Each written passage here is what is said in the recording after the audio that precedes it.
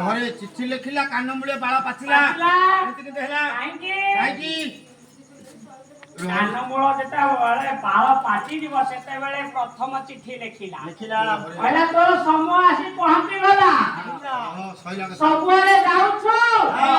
ଘର ଦ୍ୱାର କଥା ବୁଝୁଛୁ ସବୁ କଥା ତ ମନେ ପକଉଛୁ କିନ୍ତୁ ମୋ କଥା ମୋ ଘରକୁ ଆସିବୁ ବୋଲି ତୋର ତ କାଇଁ ମନେ ପକଉଛୁ କାନ ବାଳ ପାଚିଲାଣି ମନେ ପଡୁନାହିଁ ତୋର ବୁଢା କଲା କଣ ମୋର ବୟସ ଅଛି କଲା କଣ ବୁଢା ସେଲୁନକୁ ଏବେ ଚାଲିଲା ବୁଢା ସେଲୁନକୁ ଏବେ ଚାଲିଲା ବୁଢା ସେଲୁନକୁ ଏବେ ଚାଲିଲା ବୁଢା ସେଲୁନକୁ ଏବେ ଚାଲିଲା ମାରି ଦେଲ ଏକ ମାଠିଆ ମାରି ଦେଲ ଏକ ମାଠିଆ ବୁଢା ସେଲୁନକୁ ଗଲା ଡ୍ରାଇ ମାରି ଚୁଟି କି ଭଲ କଲର କଲା କିଛି ଦିନ ବିତିଗଲା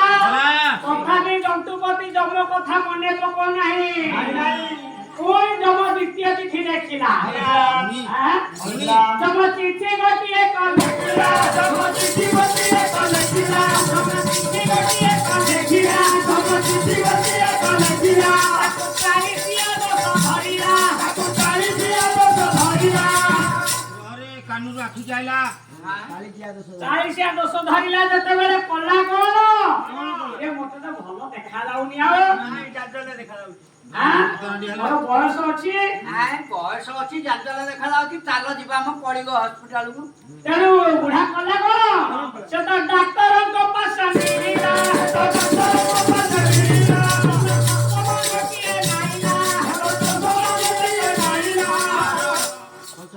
ଚଷମାଟିଏ ଲଗେଇକି ଚାଲିଲା ଅତିକ୍ରମ କଲା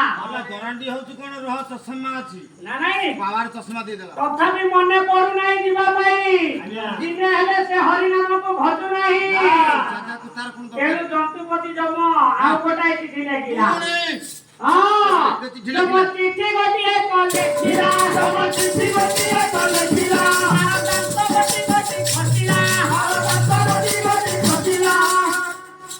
ଦାନ୍ତ ଗୋଟିଏ ଖସିଲା ଲେଖିଲା ଦାନ୍ତ ଗୋଟିଏ ଖସିଲା ମନେ ମନେ ଚିନ୍ତା କଲା ମୋର ତ ବୟସ ଅଛି ମୋର ଦାନ୍ତ ଖସିଗଲାଣି ଆଉ କଣ ମାଛ ମାଂସ ଖାଇପାରିବି ପୁଅ ଚାକିରି କରିଛି ଏବେ ସବୁ ବସିକିରି ଖାଇବା କଥା ବସିକି ଖାଇବ କଣ ଆଉ ତ ଦାନ୍ତ ନାହିଁ ଆଉ ଖାଇବ କଣ ଆଉ ରୁଟି ଖାଇ ପାରୁଛି ତଥାପି ଯଦି ମଟନ ଖାଇଲା ନାହିଁ ସେ ଚିକେନ ଖାଇବ ନା ଟିକେ ନରମ କିଛି ଖାଇ ପାରୁନି ତେଣୁ କଲା କଣ ପାଖରେ ତ ପଇସା ଅଛି